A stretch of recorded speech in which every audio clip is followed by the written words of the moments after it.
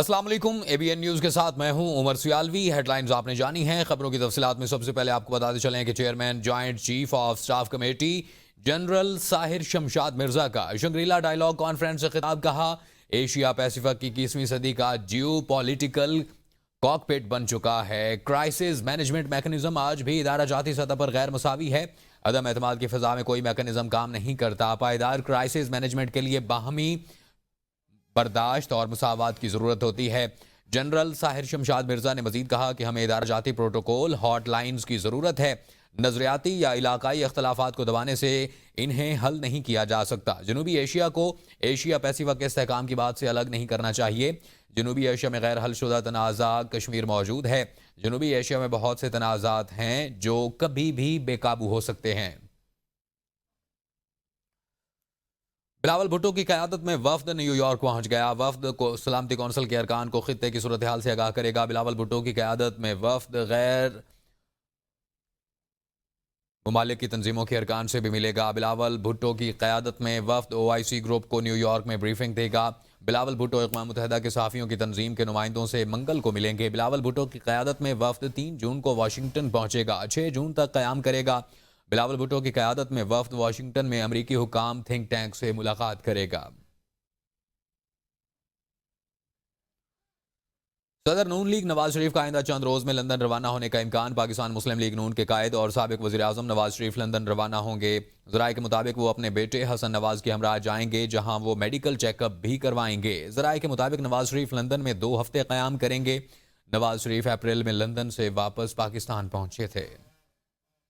आपको बताएं कि नवाज शरीफ लंदन में 2 हफ्ते क़याम करेंगे। ज़राए का कहना है कि नवाज शरीफ लंदन में अपने मेडिकल चेकअप करवाएंगे और इस दौरान वो उनका साहिबजादा भी उनके साथ होगा। नवाज शरीफ आइंदा चंद रोज़ में लंदन रवाना होने का इम्कान है। नवाज शरीफ बेटे हसन नवाज के हमरा लंदन जाएंगे।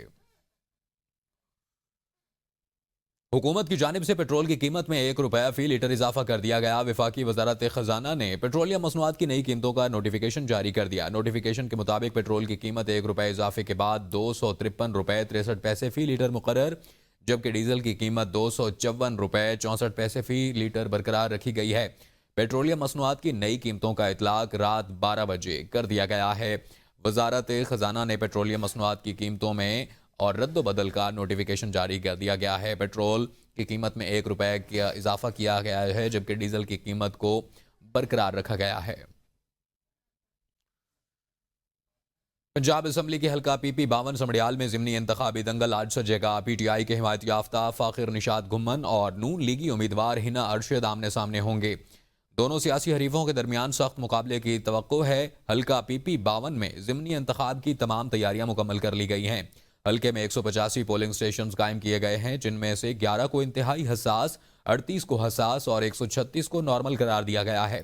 समड़ियाल में रिटर्निंग ऑफिसर दफ्तर जाने वाली सड़क को कंटेनर लगाकर बंद कर दिया गया। RO ऑफिस के इतराफ भी कंटेनर रख दिए गए हैं।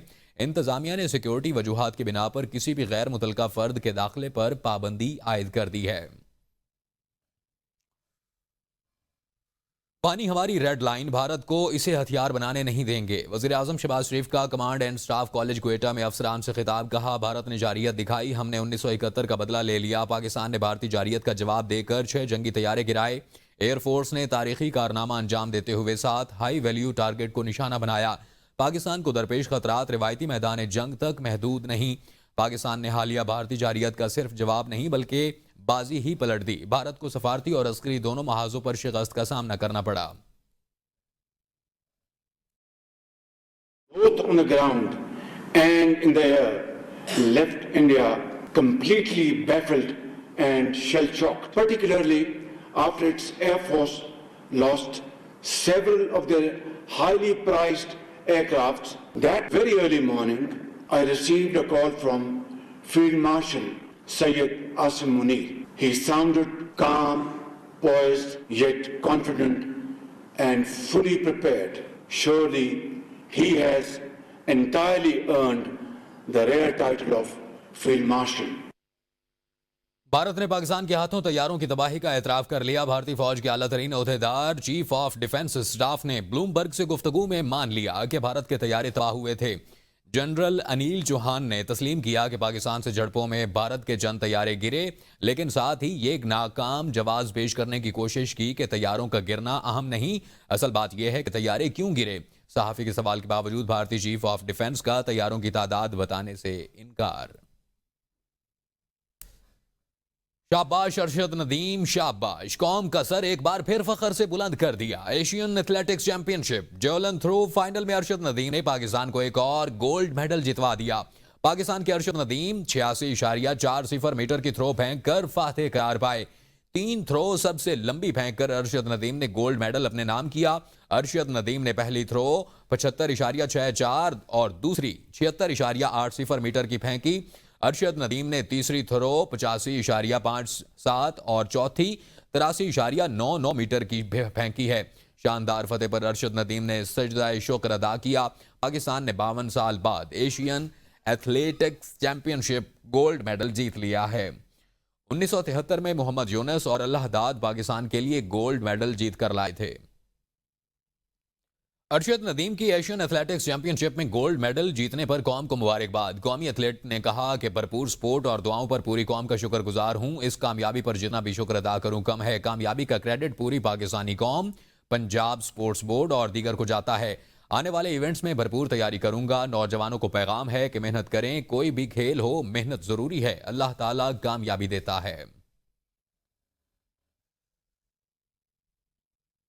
ट्रंप का शुक्रिया अदा करने के लिए कश्मीरियों की व्हाइट हाउस के बाहर रैली। शुरका का कहना था कि कश्मीर पर सालसी की पेशकश पर सदर ट्रंप का शुक्रिया अदा करते हैं। पाकिस्तान भारत जंग बंदी में किरदार पर ट्रंप नोबेल इनाम के मुस्तहिक हैं। अमेरिकी सदर कश्मीर के मसले के हल के लिए भारत पर दबाव डालें।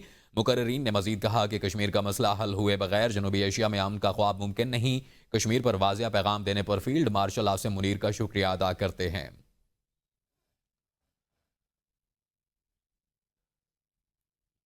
पीएसजी की फतेह का जश्न, पेरिस में हंगामा आराई, जलाओ घिराओ में तब्दील, फुटबॉल के मद्दाहों की पुलिस से झड़पें, कई गाड़ियों को आग लगा दी गई। इंटर मिलान के खिलाफ फतेह का जश्न मनाने हजारों अफराद पेरिस के अहम मकामात पर उमड़ आए थे। इंटर मिलान के खिलाफ पीएसजी मैच पेरिस में कई मकामात पर लाइव दिखाया गया था। पेरिस में हंगामा आराई करने वालों पर पुलिस की शेलिंग। फतेह के जश्न के दौरान हंगामा आराई पर 81 मुजाहिरीन को गिरफ्तार कर लिया गया। रूस के इलाके ब्रियांस्क में पुल ट्रेन पर जा गिरा। ट्रेन ड्राइवर समेत 7 अफराद हलाक, कई अफराद जख्मी हो गए। मॉस्को रेलवे हुक्काम के मुताबिक ट्रांसपोर्ट ऑपरेशंस के दौरान यह वाकया गैर कानूनी मुदाखलत के सबब पेश आया। वाकये में कई गाड़ियों को भी नुकसान पहुंचा है। आपको बताएं कि ट्रांसपोर्ट ऑपरेशंस के दौरान ये वाकया गैर कानूनी मुदाखलत के सबब पेश आया है। रूस के इलाके ब्रियांस्क में पुल ट्रेन पर जा गिरा। ट्रेन ड्राइवर हलाक, कई अफराद जख्मी। वाकये में कई गाड़ियों को भी नुकसान पहुंचा। मॉस्को रेलवे के मुताबिक इस वाकये की मजीद तहकीकात भी जारी हैं। रूस के इलाके ब्रियांस्क में पुल ट्रेन पर जा गिरा, जिसके नतीजे में यह तमाम तर सूरत हाल पैदा हो गई।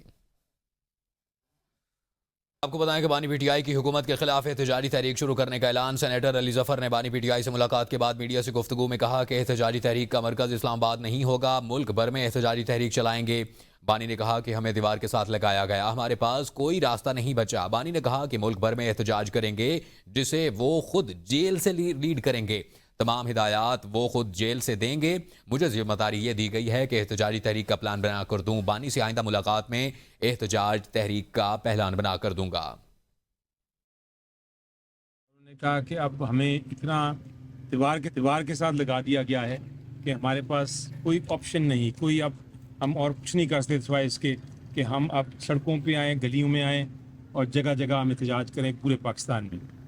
और उसके लिए उन्होंने कहा है कि मैं उसको लीड करूंगा यहाँ से जेल से एज चेयरमैन, मैं डील करूंगा उसके साथ। इसको किस तरह उसका रद्द-ए-अमल क्या करना है, उन्होंने कहा मुझे कहा है कि उसका मैं प्लान बना के उनको बताऊं, जो मेरी अगली मीटिंग में मैं उनको बताऊंगा।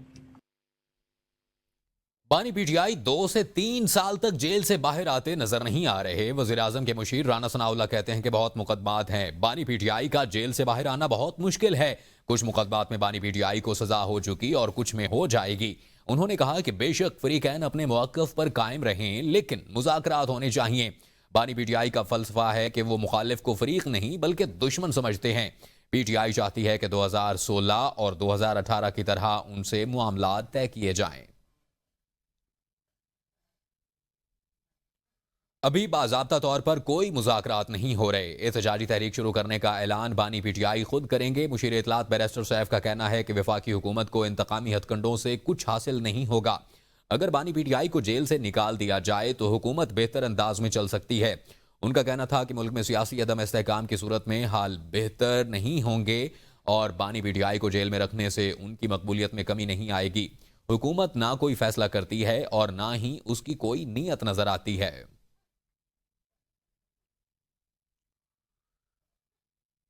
इस्लामाबाद इंसदाद दहशतगर्दी अदालत ने 9 मई मुकदमात में थाने पर हमले जलाओ घिराव केस का तफसीली फैसला जारी कर दिया। अदालत ने पीटीआई MNA अब्दुल लतीफ, साबिक MPA वजीर ज़ादा कैलाशी और वर्कर्स के पुरतशद्दुद एहतजाज को दहशतगर्दी करार दे दिया। सजा पाने वालों में नौशहरा से जरियाब खान, पाराशनार से मोहम्मद अकरम और मीरा खान मर्दान से सैमुअल रॉबर्ट, हरीपुर से अब्दुल बासित, सरगोदा से शान अली, बाग से शाहजेब भी और इस्लामाबाद में मुकीम अफगानिस्तान से ताल्लुक रखने वाले मोहम्मद यूसुफ, मानसेरा से सुहेल खान भी शामिल हैं।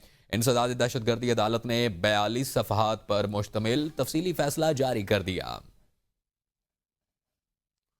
गुरूर खाक में मिल चुका लेकिन हट धर्मी अब भी बरकरार है। भारत की जानिब से ऑपरेशन शील्ड के तहत मकबूजा जम्मू और कश्मीर और पाकिस्तान की सरहद के करीब रियासतों में शहरी दिफा और ब्लैकआउट की मशकें, श्रीनगर के मशहूर लाल चौक में ब्लैकआउट मशक अंजाम दी गई। सिक्योरिटी मशकों का मकसद हालिया फौजी कशीदगी के तनाजुर में हंगामी हालात से निपटने की तैयारियों को जांचना है। ये मशकें पंजाब, राजस्थान, गुजरात, हरियाणा और चंडीगढ़ में की गई हैं। भारत की आबी दहशतगर्दी जोर पकड़ती जा रही है। भारत से पाकिस्तान में दाखिल होने वाले दरियाए जनाब के बहाव में मजीद कमी हो गई। रिपोर्ट के मुताबिक गुज़श्ता रोज के मुकाबले हेड मराला में दरियाए जनाब के मुकाम पर पानी की आमद में 37,600 क्यूसेक की मजीद कमी रिकॉर्ड की गई है। हेड मराला के मुकाम पर दरियाए जनाब में पानी का अखराज 0 क्यूसेक हो गया। 2 रोज में हेड मराला में दरियाए जनाब के मुकाम पर पानी की आमद में 91,000 क्यूसेक की कमी रिकॉर्ड की गई है। आज हेड मराला के मुकाम पर दरियाए जनाब में पानी की आमद 7,200 क्यूसेक रह गई है। हेडमराला के मुकाम पर दरियाए जनाब में गुज़श्ता रोज पानी की आमद 44,800 क्यूसेक थी। हेडमराला के मुकाम पर दरियाए जनाब में 2 रोज कबल पानी की आमद 98,200 क्यूसेक थी। भारतीय फौज का एतराफी बयान, पाकिस्तान ने भारतीय तैयारे गिराए थे। कांग्रेस रहनुमा उत्तम कुमार रेड्डी ने मोदी को आड़े हाथों ले लिया है। तेलंगाना के वजीर उत्तम कुमार रेड्डी ने भारतीय chief of defence staff general Anil Chauhan के एतराफी बयान पर कहा कि अब जब ये वाज़ेह हो गया है कि राफेल तैयारे को पाकिस्तान ने मार गिराया था, अब हुकूमत को मुसलसल झूठ बोलना बंद करना चाहिए। हुकूमत ने कभी वजाहत नहीं की कि अमेरिकी सदर ट्रंप ने दोनों ममालिक के DGMOs में से किसके बोलने से पहले जंग बंदी का ऐलान क्यों किया। भारत का एक और झूठ पकड़ा गया। शशि थ्रोवर की जानिब से कोलंबिया का पाकिस्तान के हक में बयान वापस लेने का दावा गलत निकला। कोलंबिया की वजारत खारजा का बयान अब भी उनके सोशल मीडिया अकाउंट पर मौजूद है। बयान में कोलंबिया ने पाकिस्तान में भारतीय हमलों से अमवात पर अफसोस और हमदर्दी का इजहार किया था और मसाइल को बातचीत से हल करने पर जोर दिया था। शशि थ्रोवर ने दावा किया कि कोलंबिया के नायब वजीर ने बताया कि उनके मुल्क ने बयान वापस ले लिया है। कोलंबिया की वजारत खारजा ने इस दावे की तस्दीक नहीं की और ये बयान ताहाल कोलंबियन वजारत खारजा के एक्स अकाउंट पर मौजूद है। वज़ीर आज़म शहबाज शरीफ ने कहा है कि हुकूमत करप्शन के खिलाफ जीरो टॉलरेंस की पॉलिसी पर अमल पैरा है और वक्त आ गया है कि चैलेंजेस को कबूल करके आगे बढ़ा जाए। IMF के साथ कामयाब मुज़ाकरात से मईशत को इस्तेहकाम मिला है। महंगाई की शरह 38% से कम होकर सिंगल डिजिट पर आ गई है। रेवेन्यू कलेक्शन में 28% इजाफा हुआ है। मईशत में बेहतरी से आम आदमी की जिंदगी में मुस्बत तब्दीली आई है। वज़ीर आज़म ने कहा कि मुल्क में सालाना 500 अरब रुपए की बिजली चोरी होती है। स्मगलिंग मईशत के लिए कैंसर जैसा मसला बन चुकी है। हुकूमत ने स्मगलिंग पर काबू पाया और मईशत को इस्तेहकाम दिया। वज़ीर आज़म ने क्रिप्टो और ब्लॉकचेन टेक्नोलॉजी के इजरा का भी ऐलान किया। With IMF, which averted an impending economic meltdown. Inflation has plummeted from 38% to 0.3%. Our revenue collection is more than 28% than last year. Zero tolerance for corruption. Now is the time to stand up and accept the challenge. We are moving in crypto and blockchain technologies. वज़ीर आला पंजाब मरियम नवाज शरीफ ने housing society की registration के लिए गैर ज़रूरी NOC के इजरा का निज़ाम ख़त्म करने का हुक्म दे दिया है। आला सतह इजलास में पंजाब में पहली मरतबा हाउसिंग सेक्टर को डिजिटलाइज करने का फैसला किया गया। वज़ीर आला पंजाब मरियम नवाज शरीफ की ज़ेर सदारत खुसूसी इजलास में गैर कानूनी हाउसिंग सोसाइटीज़ को रेगुलराइज करने का मैकेनिज़्म पर गौर किया गया। इजलास में गैर कानूनी हाउसिंग स्कीमों की रेगुलराइजेशन के लिए आला सतह की कमेटी बनाने पर इतफाक किया गया। डॉक्यूमेंट्स अपलोड करने के बाद NOC फीसें भी ऑनलाइन अदा होंगी। वज़ीर आला मरियम नवाज का कहना था कि गरीब लोगों से पैसे लिए जाते हैं और प्लॉट नहीं मिलते। गैर कानूनी हाउसिंग सोसाइटीज़ के क़याम में सरकारी महकमे भी बराबर के जिम्मेदार हैं। जब गैर कानूनी हाउसिंग सोसाइटी बन रही थी तो मुतलका इदारों ने क्यों आंखें बंद कर रखी थीं? जो हाउसिंग स्कीमें बन चुकी हैं तो कानून के मुताबिक जल्द अज जल्द उनका मसला हल होना चाहिए ताकि अवाम को रिलीफ मिले। सिंध का महकमा खुराक रवां माली साल में गंदम की खरीदारी का हदफ पूरा न कर सका, जिसके बायस सूबे को 2024 में गंदम की शदीद किल्लत का सामना करना पड़ा। ऑडिटर जनरल की रिपोर्ट में इंकशाफ किया गया है कि माली साल 2023 में गंदम खरीदारी का 14 लाख मैट्रिक टन का हदफ मुकर्रर किया गया था, जिसके लिए सूबे भर में 500 मराकज़ कायम किए गए और फूड कंट्रोलर्स को मजमूई तौर पर 32 अरब 2 करोड़ रुपए से जायद के फंड्स भी जारी किए गए। ताहम हैदराबाद, सक्कर, उमरकोट और जामशोरों के अफसरान मुकर्ररा हदफ हासिल करने में नाकाम रहे, जिसके बायस 2024 में गंदम की शदीद किल्लत पैदा हो गई और हुकूमत को महंगी गंदम ओपन मार्केट से खरीदना पड़ी। रिपोर्ट में शहीद बेनज़ीराबाद में 12,000 से जायद मैट्रिक टन सरकारी गंदम की निजी मकाम पर मुंतकिली और 1 अरब 27 करोड़ रुपए के नुकसान का भी इंकशाफ किया गया है। ऑडिटर जनरल ने गंदम महंगी होने और बहरान का जिम्मेदार महकमा खुराक को करार देते हुए मुतलका अफसरान के खिलाफ कार्रवाई की सिफारिश की है। रहीम यार खान में एक ही खानदान के 28 अफराद के अपेंडिक्स के ऑपरेशन किए गए, जिनमें से 22 तौहीद मेडिकल कॉम्प्लेक्स में अंजाम दिए गए।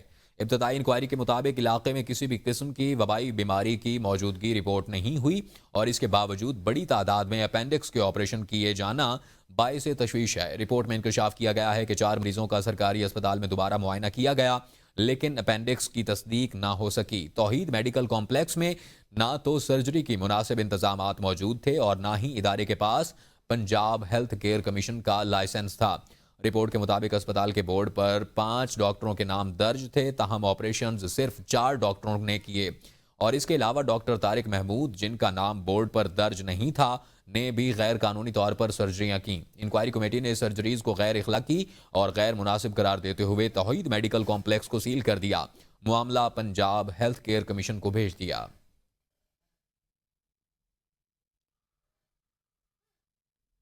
न्यूज़ स्टूडियो से बहुत सारी खबरें आपने मुलाहिजा की हैं। मजीद भी किसी खबर से बाखबर रहने के लिए देखते रहिए ABN न्यूज़, क्योंकि ABN है कौम की सोच।